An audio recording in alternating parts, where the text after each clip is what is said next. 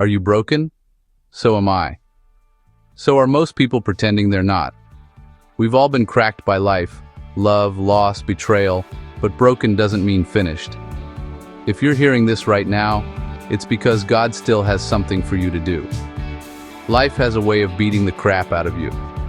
And if you keep trying to handle it on your own, it'll break you. But here's the thing. We've got a secret weapon. And sadly, most people don't even use it. One of the saddest things in this world is someone starving to death with a loaf of bread in their hands. That's what it's like when we ignore God, when we forget what's already available to us.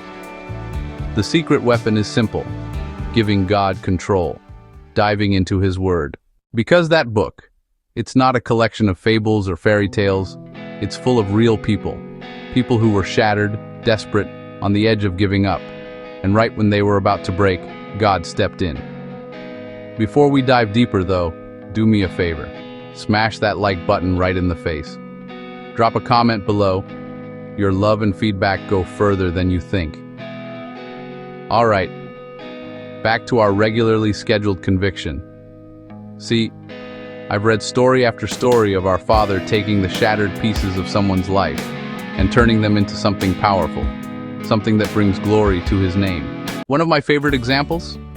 The story of Hannah in 1 Samuel chapter 1. She was one of Elkanah's 2 wives. She couldn't have children. She carried the deep pain of barrenness, a pain that didn't just hurt, it humiliated her. In those days, if you couldn't have children, you were looked down upon. Her husband's other wife mocked her ruthlessly. Year after year, she cried, she prayed, and nothing changed. Until one day she'd had enough. Her pain turned into desperation. She ran to the temple and poured out her soul so passionately that the priest thought she was drunk. But she wasn't drunk, she was broken. And in that moment, she made a vow to YAHUAH. Lord, if you bless me with a son, I'll give him back to you. And God heard her cry. And YAHUAH, the Lord of hosts, if He is anything, He is a God of covenants. Right there in her brokenness, Hannah made one with Him. He opened her womb and gave her Samuel, a child who would grow into one of the greatest prophets Israel had ever seen. The same man who would anoint Saul, and later King David. The King David, the greatest king of Israel. God took her pain and turned it into purpose. But He didn't stop there.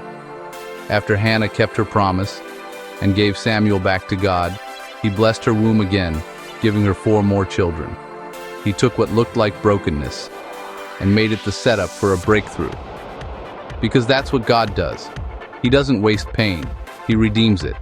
He uses our tears to write His greatest stories.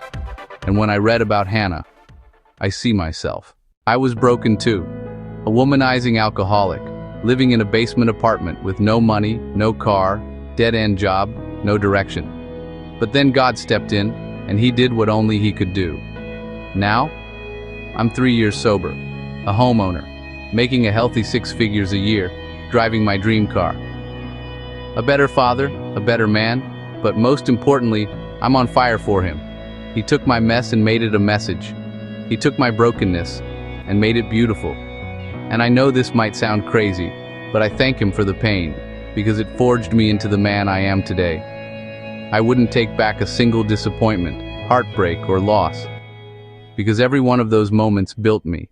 And I'm so grateful for what He's done with my life, that I wouldn't trade where I am now for any chapter of my past, not even the happy ones.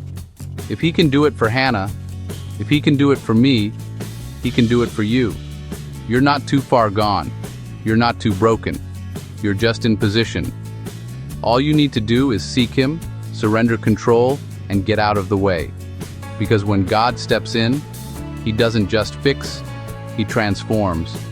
He does things immeasurably, abundantly, beyond anything you could ever ask or imagine. So don't despise your brokenness. It might just be the birthplace of your breakthrough.